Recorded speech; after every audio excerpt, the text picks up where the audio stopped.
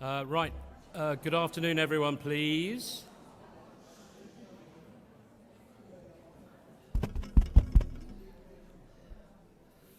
Sorry, I have to be a bit official, a bit boring at the beginning, because this is being live streamed and recorded, apparently, for posterity. We found out on Friday that it was being live streamed when certainly AJ's preparation for the talk had been done. Of course, mine hadn't even started, so it didn't really make much difference. But it meant live streaming to an audience when we do not know who's at the end of the screen. Bugger, said one of us, that will have to mean less swearing. Oh dear, said the other, I will have to be less unkind to the senior judiciary of England and Wales. I will leave it to you to work out which one of which of us either of those two last statements apply to. Can I just say, we are massively pleased to see so many familiar faces here after what everyone knows has been a shockingly difficult last couple of years. I had wanted to walk on stage in my normal, understated way to the Led Zeppelin's Rock and Roll blaring out over the speakers to be told by the lovely people at the back that they didn't have it, because it's been a long time. It's been a long, lonely, anyway, you get the point. But it's very nice to see you all here. And of course, time, and just see how seamless this is, just happens to be part of the topic that we're dealing with today. Time, ladies and gentlemen, please.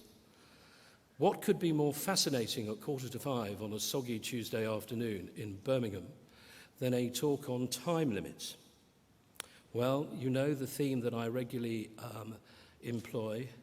If local authorities and other prosecutors, and that'll be important, who have to comply with time limits, keep complying with time limits, we won't have to keep coming back and giving you more talks. But you don't, so we do. And I have to say, I don't think in the whole of my career I can ever have envisaged doing a talk where the main case can possibly have a more ludicrous name. The Bakers of Nailsea. Best publicity they've had in the last 25 years, that's for sure. And you'll be pleased to hear that AJ, I'll come on to him in a moment, will be dealing in detail with that case a little later. I say strange names. I have had the odd case with a strange name. Not many of you know this, because I do keep it quiet.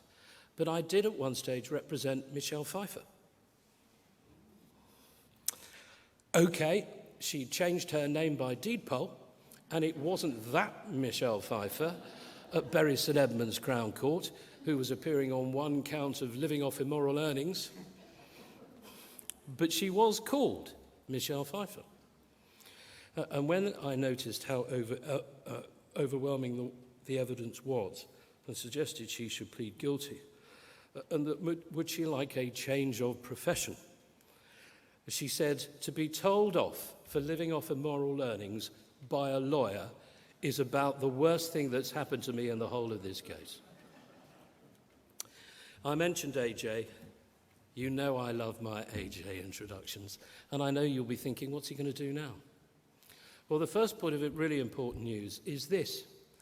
In the time that we have been apart, as you will know from AJ being a Deputy District Judge, he has been made up as a Recorder of the Crown Court. So can you please give a typical CTSI warm welcome in the usual way, no boos, clapping only, please. AJ, the Recorder.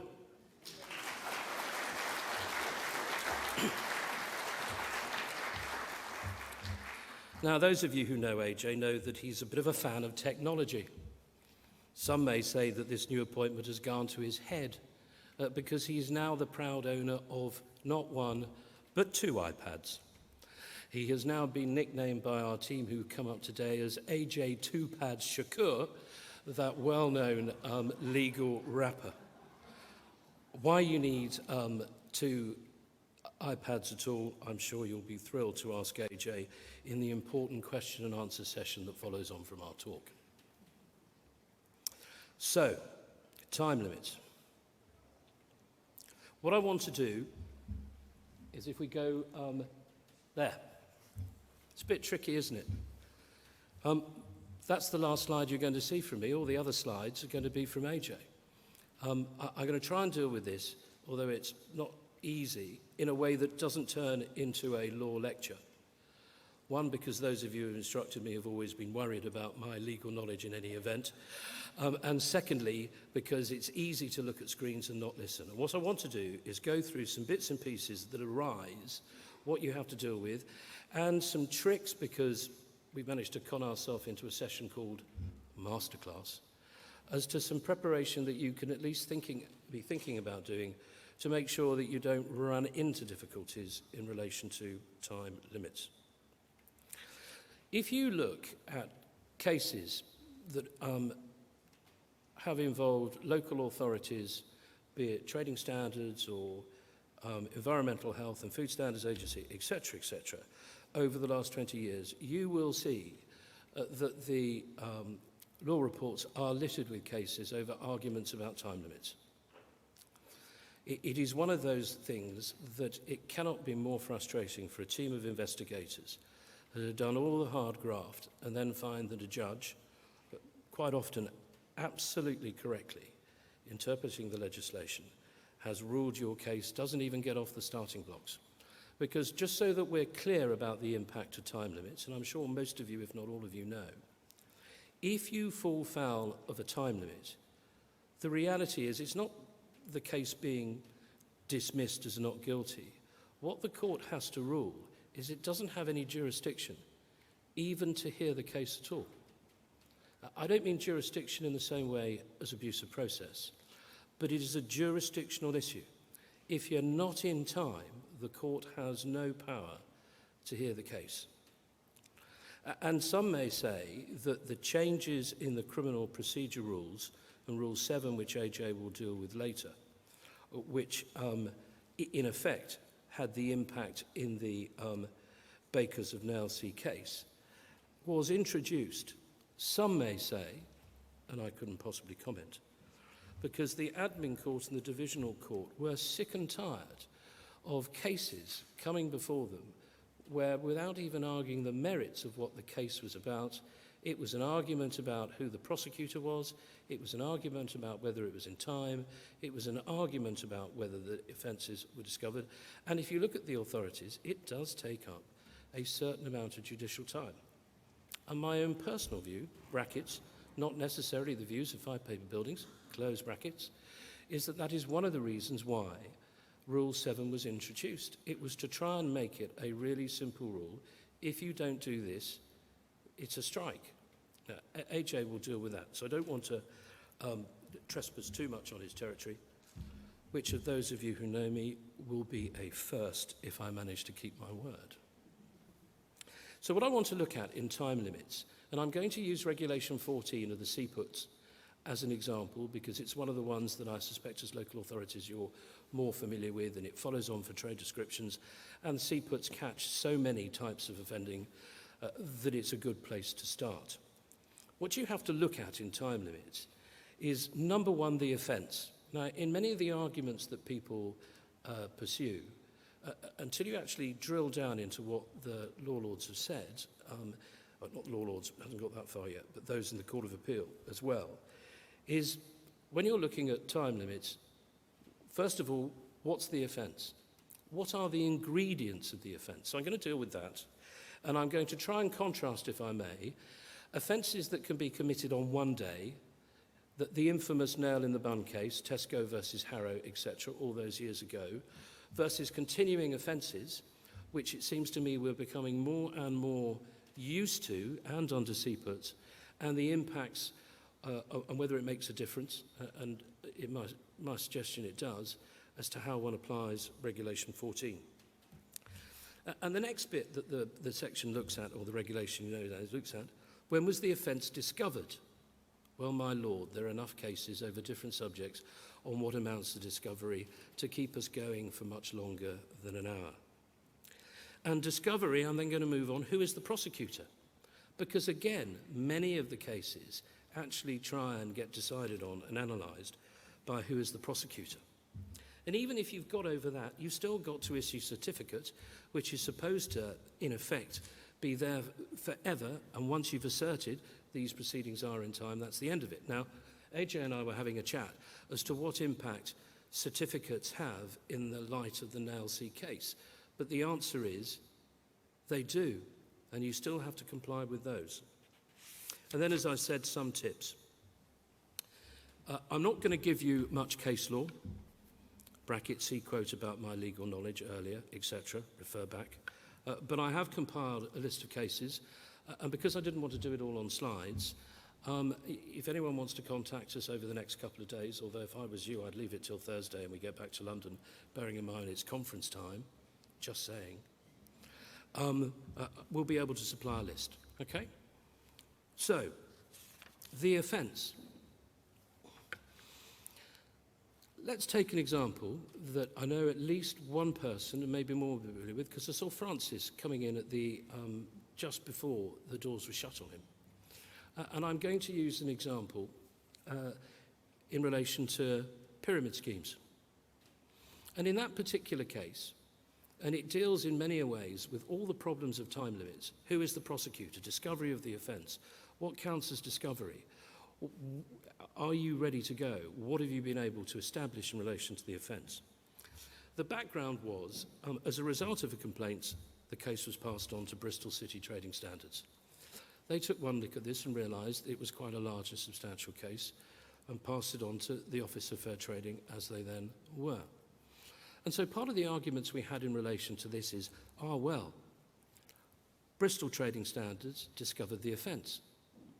Now, then you have to look at the ingredients of the offence. And do you know what? It's a funny old game. But the last time I checked, you probably have to ascertain who the defendant is. It's a good start. I've never seen a charge sheet or an information or a summons or an indictment that didn't at least make some attempt to name who the defendant was. And what happened in that case was that once the case had been passed over to the Office of Fair Trading, they started looking at the committee who were running the scheme. And because not much was put in writing, because they were told not to put things in writing, it was all word of mouth. So, of course, Bristol had established that there was probably a large pyramid promotional scheme operating in their area. But to find out who was involved meant either arrests or indeed notices compelling people to provide information, which of course the Office of Fair Trading had the powers to do. And so you can see there immediately that although we had lots and lots of arguments in the Bristol case, and when I say lots of arguments, in the first trial I reckon we had on time limits alone the best part of 1.5 weeks of legal argument at 2 different stages. Because just as we thought we'd nailed it, like it, oh, come on, give us a break. It's 4:45. It's nearly 5. Once we'd nailed it, as we thought, the Court of Appeal then came out on a different time provision with a different authority. And the defence stood up and said, what about this? Oh, said the judge, let's hear some more evidence. But the point he was making in his judgments was, in relation to some of the defendants, how can time of run, whoever the prosecutor is, with the discovery of the offence, until you have at least some evidence to tell you who the defendants actually are? And so when you're looking at time limits, start with the basics. What are the ingredients of the offence? And it's not a bad thing keeping some form of record. AJ is going to cringe at anyone keeping a record of something like this.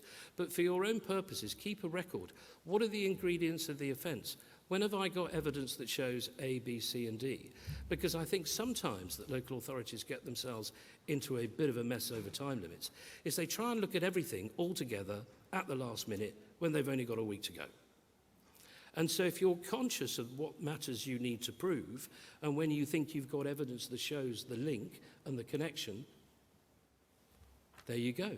But it's not until you have all the links that you have discovered the offence if you're the prosecutor.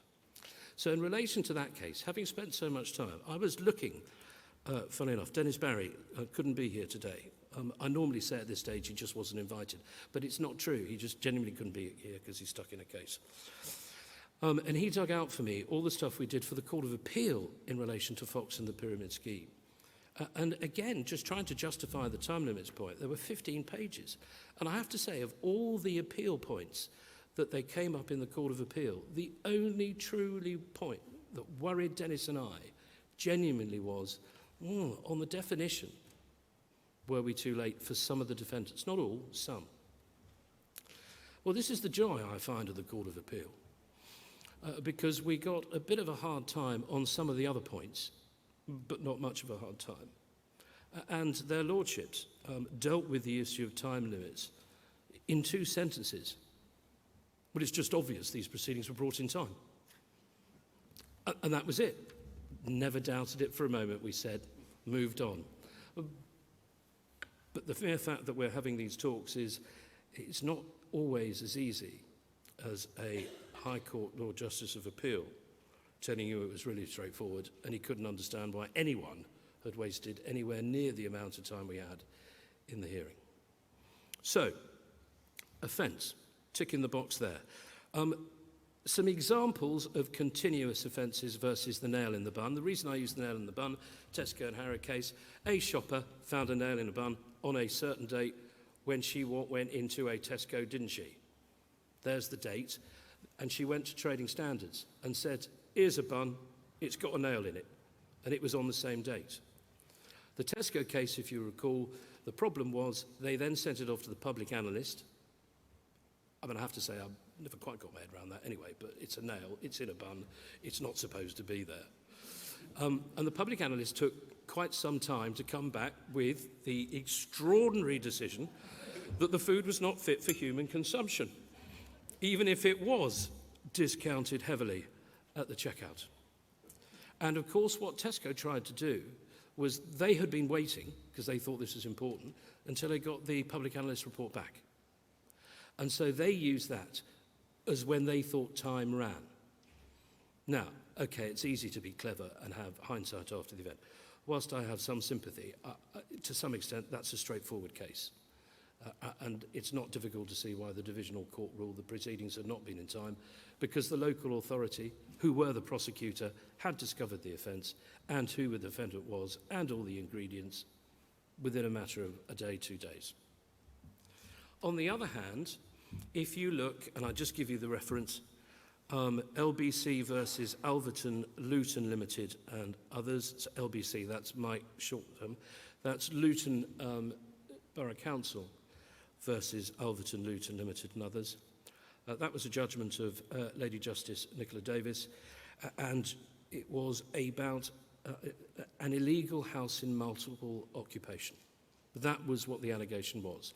And the time limits in relation to that were the normal summary only 6 months. So everyone had to get a move on. And the argument was, you're too late, and the court ruled no. For every day it's an illegal house in multiple occupation, it continues to be an illegal house in multiple occupation. It's a bit like the pyramid. Every day that the pyramid scheme was running, it wasn't a new pyramid scheme, it was just an extension of the old pyramid scheme, and the people, even if new charts were being added, were operating or promoting the promotional pyramid scheme. And it all rested on the day that the officer had gone into the house and actually taken photographs. He'd had loads of bits and pieces of information before then, and he was thinking, yeah, I'm pretty sure, but he had no physical proof at all that the house was a multiple house of occupation. And the original district judge ruled that that was too late a date. There was more than enough for discovery in relation to this particular area to be able to have made the decision, and that the summons was out of time. No, said Lady Justice Nicola Davis, all the other cases that he'd been referred to were items where there were different arguments on prosecutors, or more importantly, they were single instance offences. She said this is a continuing offence.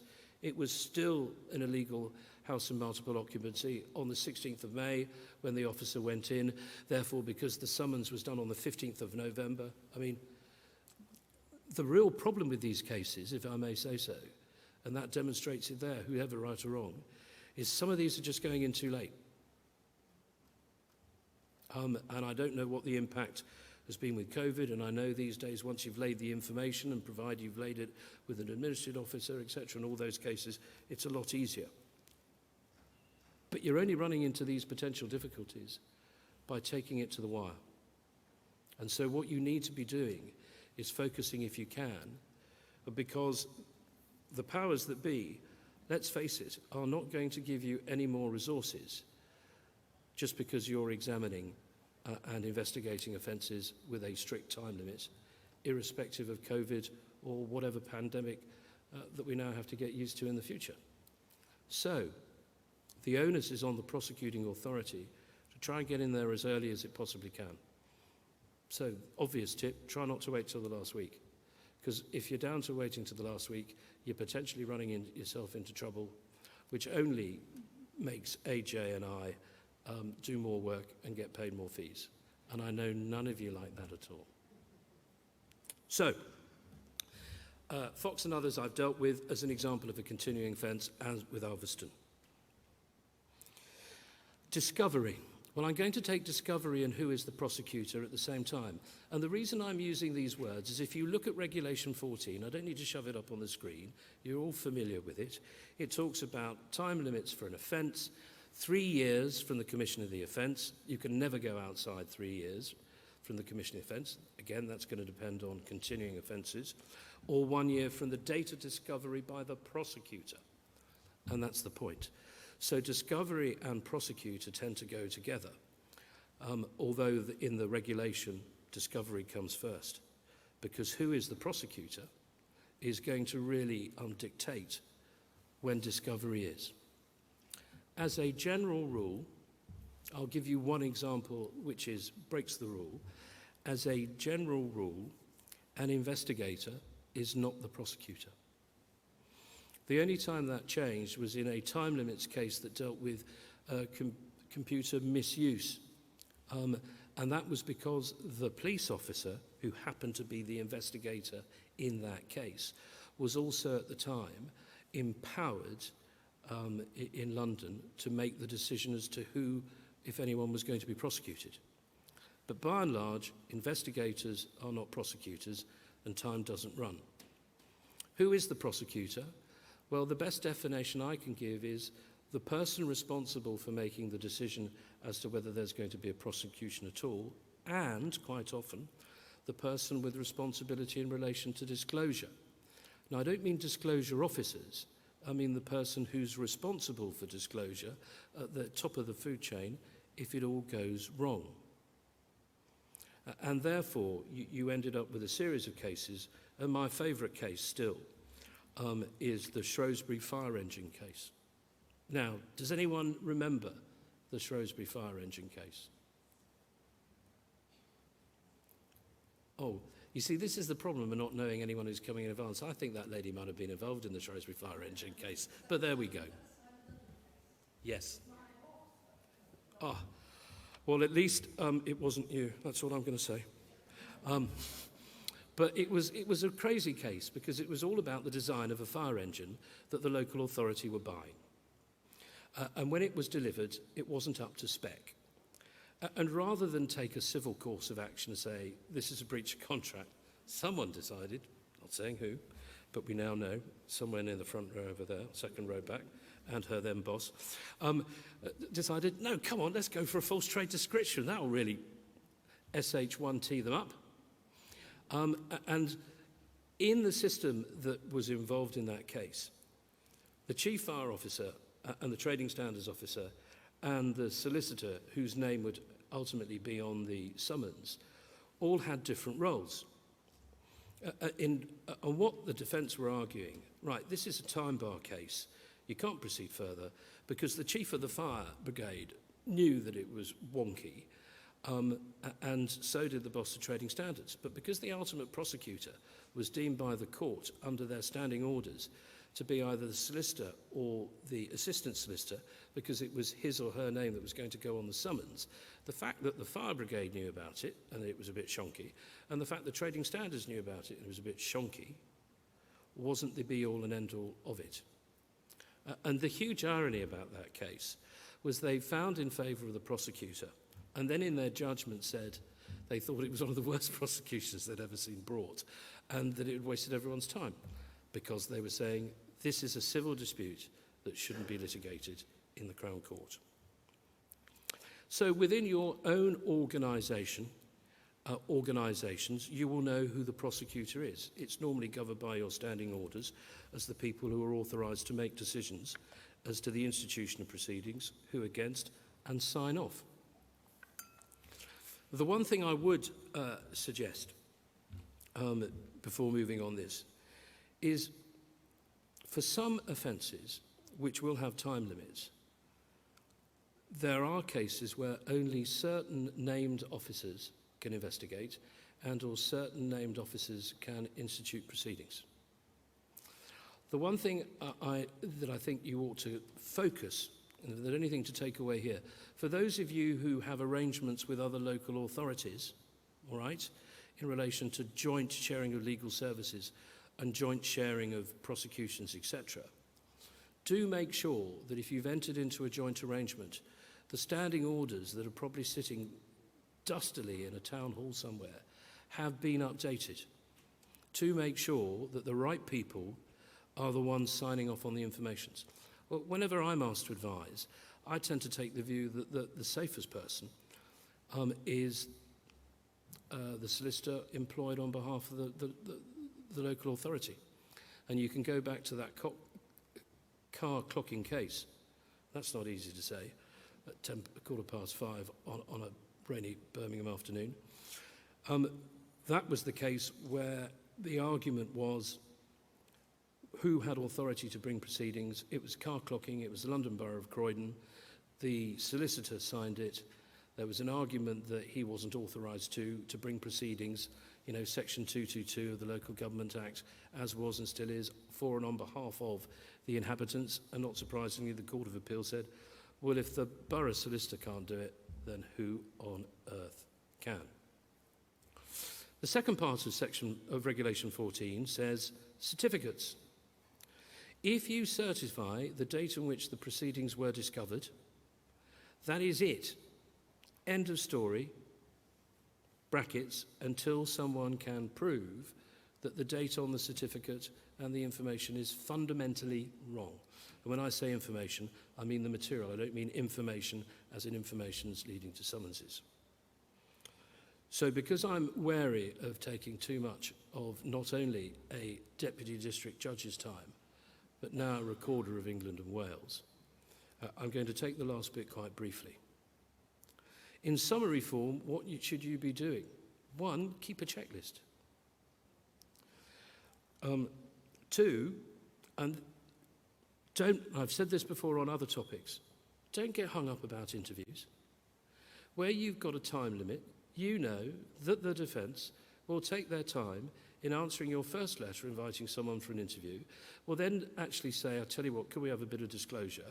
And then say, no, we don't actually feel like a tape-recorded interview. We're a bit allergic to tapes this month. Could you set it out in writing? You've got 4 days to go, and on the 3rd day, just before the end, they said, you know what, we're not answering any questions. Thanks very much indeed. See you in court. Don't be worried about interviews. All you have to do is give someone the opportunity. You don't have to have interviews. Unless you've got real problems about identifying a particular defendant, which may be true of a string of companies. If you don't think you've got enough evidence to prove the ingredients of the offence, you shouldn't be asking for an interview in any event. So don't get hung up on interviews. As a prosecutor, I've said this before, and I'll finish on this now. I love it when a defendant who you're prosecuting hasn't given an interview. I just absolutely love it. Because when you're opening the case to the court or to the jury, if it's in the Crown Court, all the jury hear for the first 45 minutes is just how flipping guilty the person in the dock is, without even the benefit of an explanation as to why they might not be quite as guilty as I have said that they were. You've been wonderful.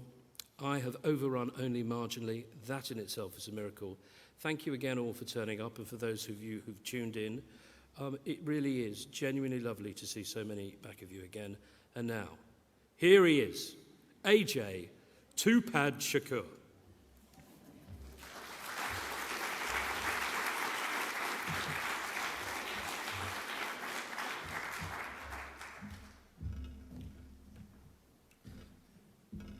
I do wonder why I agree every year to put myself through doing a talk preceded by Miles.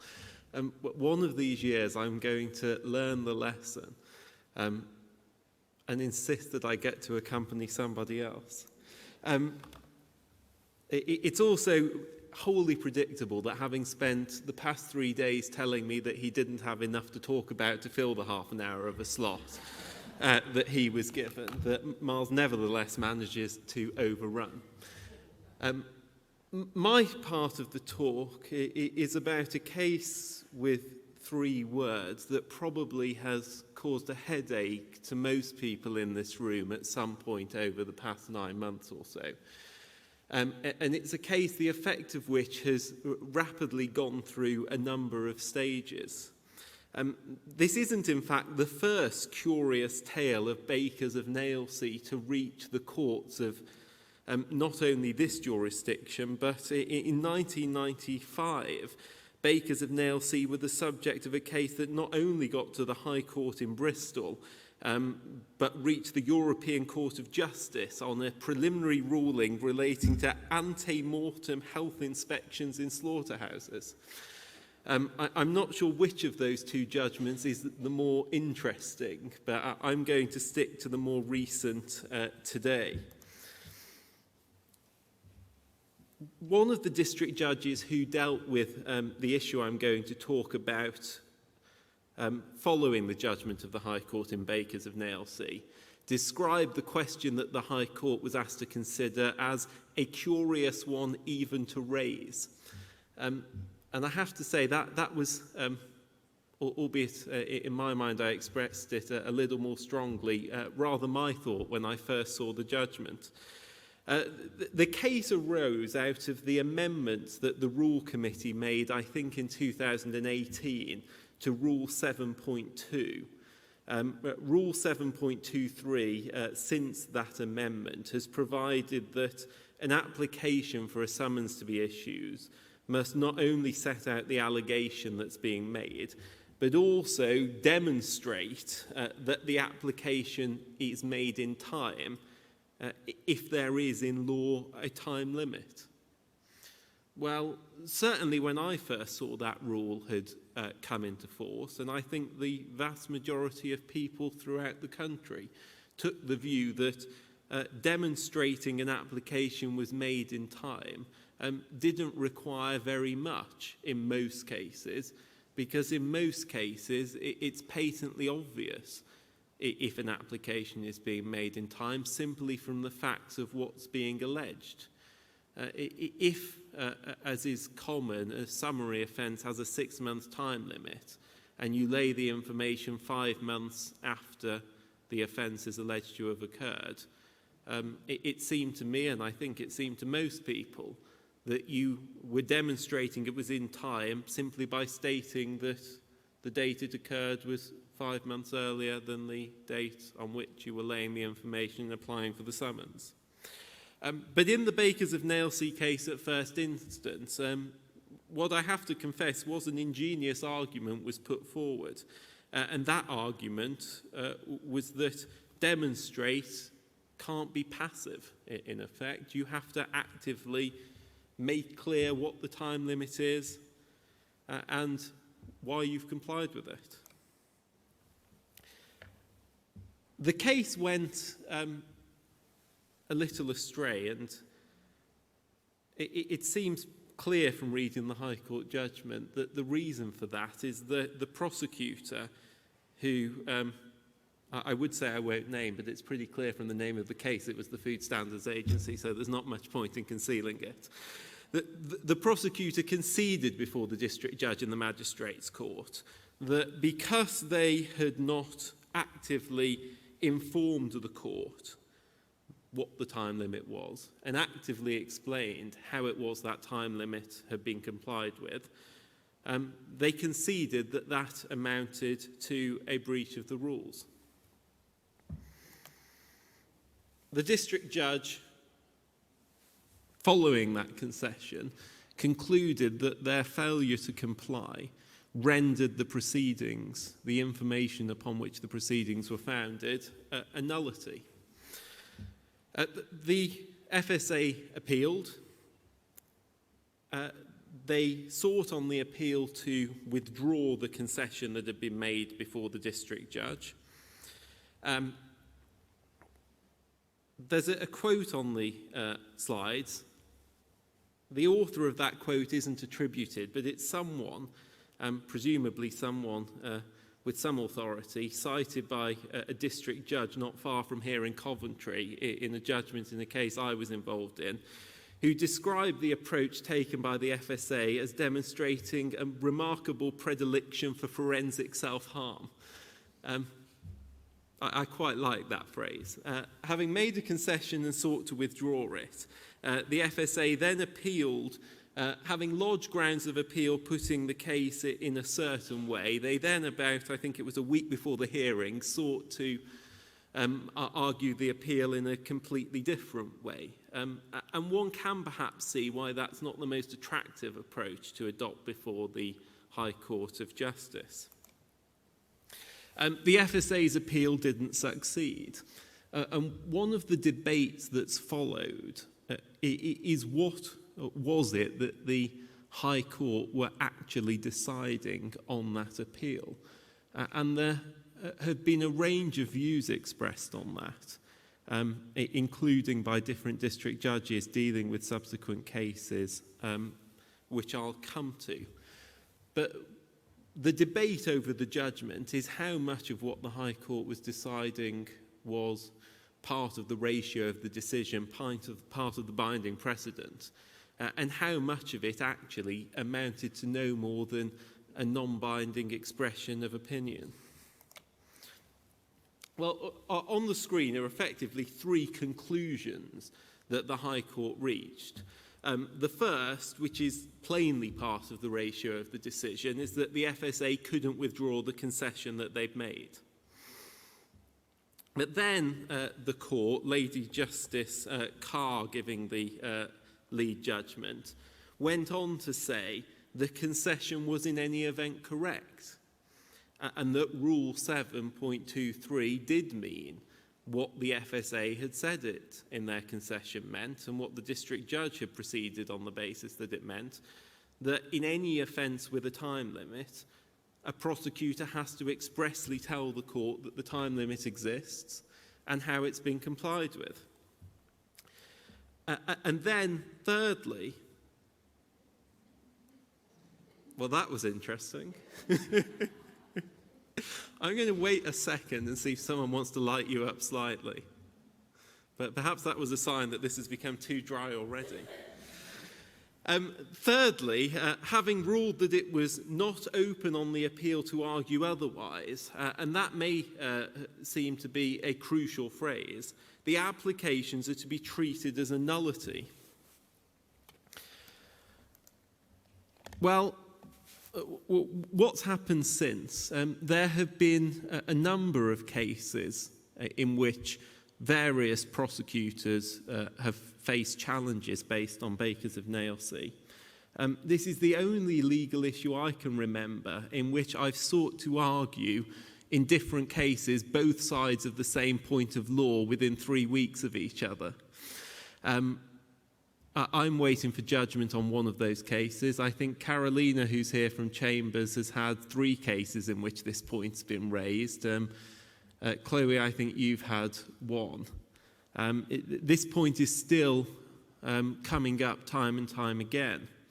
There are 2 judgments I'm going to talk about of different views that have been expressed by district judges as to why the decision in Bakers of Nailsea both shouldn't be followed and more widely can be criticised.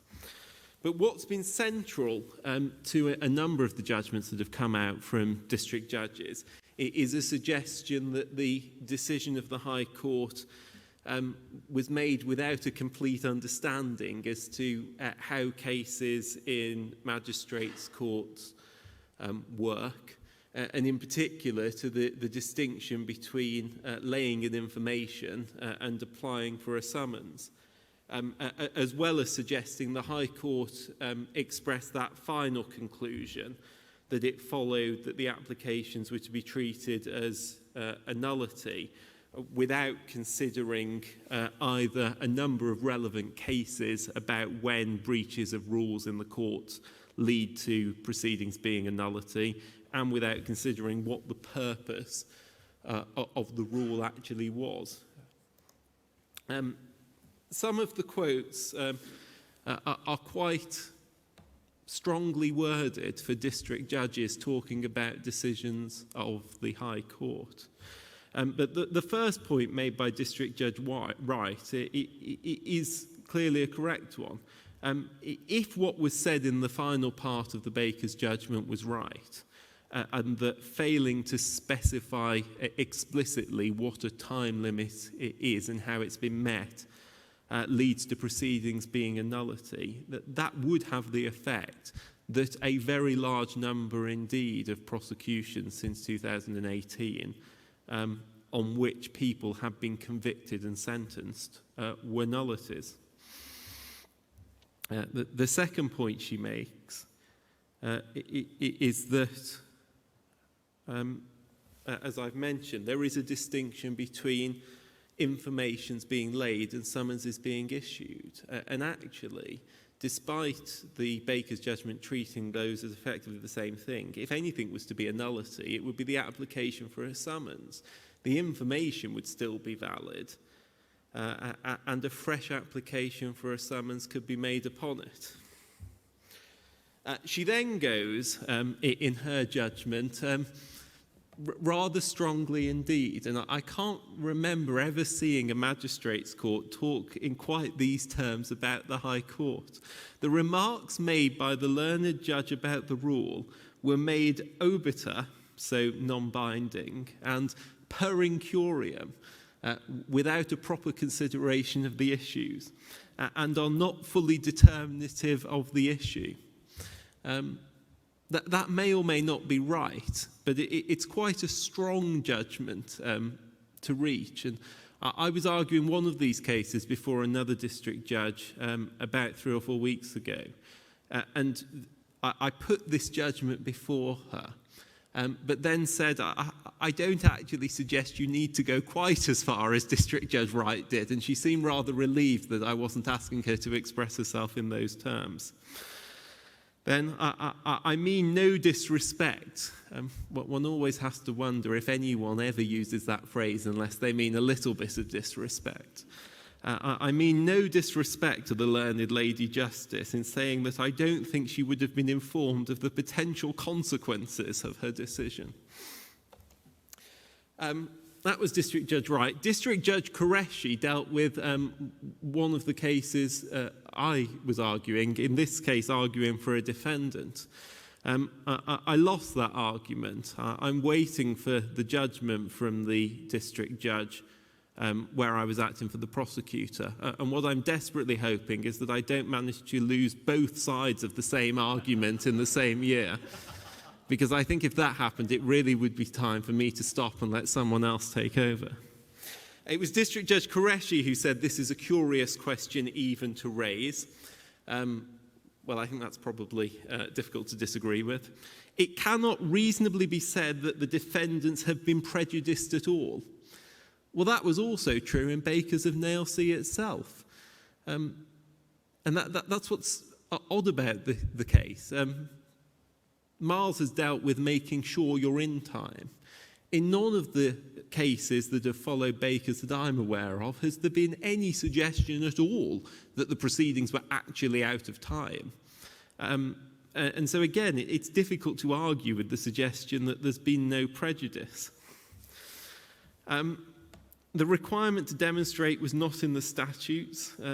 The time limit is demonstrated by the facts of the case. A court can easily discover whether the prosecution is in or out of time by reading it. Again, difficult to argue with. The prosecution appealed, they were given short shrift. The consequences that their judgment was then interpreted by some as having catastrophic consequences. That may be putting it a little strongly. But then his real conclusion when it's submitted that I'm bound by the decision, I respectfully disagree for the reason that the decision is not an authority for the proposition that any failure to comply renders the information a nullity. And that seems to me really to be the heart of what to take out of Bakers, notwithstanding the way the High Court expressed themselves. There is a credible and convincing argument that even if magistrates' court are bound at the moment to find that the rule means what the FSA conceded it meant and what Lady Justice Carr considered it to mean, there's still a credible and convincing argument that it doesn't have the effect of rendering the information laid a nullity and doesn't stop proceedings continuing. So that's what's been happening. The more important thing to consider is what to do and what not to do at the moment. Plainly, it would be a very bad idea, in my view, not in any future prosecutions being brought to do what the Bakers' judgment suggested should have been done. Whether or not it ultimately proves to be the case that something changes, it's not very difficult to draw to the court's attention when laying in information and applying to a summons that a time limit exists. And it's not very difficult to draw to the court's attention and set out how it is that you've complied with it. I would suggest in any case in which you're laying in information, and I suspect everyone's probably doing this already, having panicked at the judgment, a short letter that says this time limit applies and it's been met for this reason, does no conceivable harm and will avoid any potential for someone to waste quite a bit of time and quite a bit of money by arguing this point.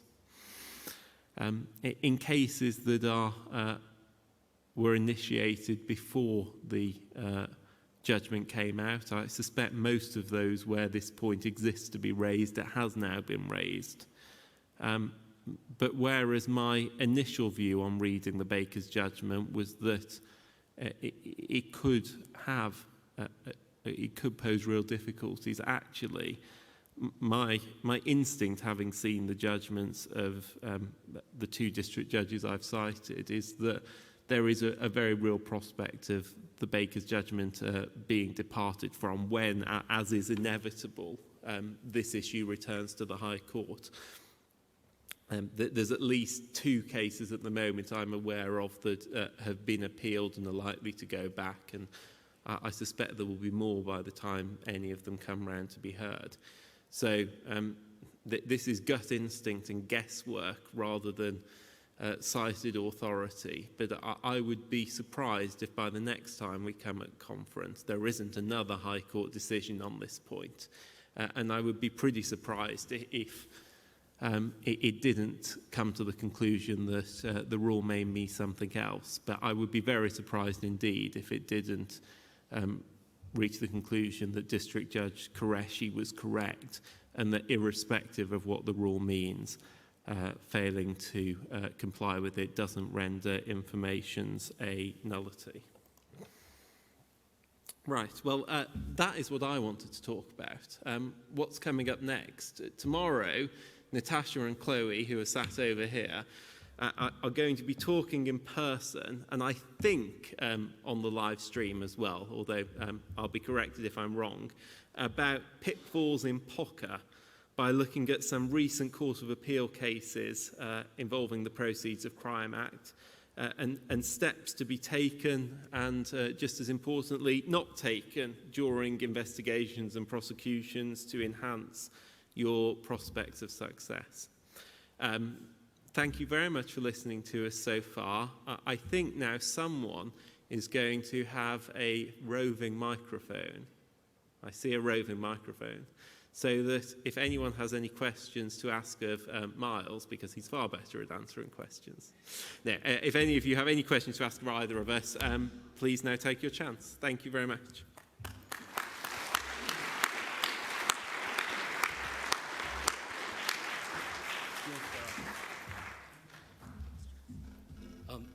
don't worry if there aren't any questions. We really don't mind at all. Please, please, please, those of you here, please come to Chloe and Natasha's talk. There's nothing worse than coming to conference for the first time, doing a talk, and then wondering whether people are going to show up. And I know that you will give them the usual conference welcome, which I'll explain to Natasha and Chloe a bit later. It's quite all right, don't worry. I think the moral of this story is this. If you want to be rude about a High Court judge and you're junior to them, throw in a bit of Latin. Thank you very much for coming.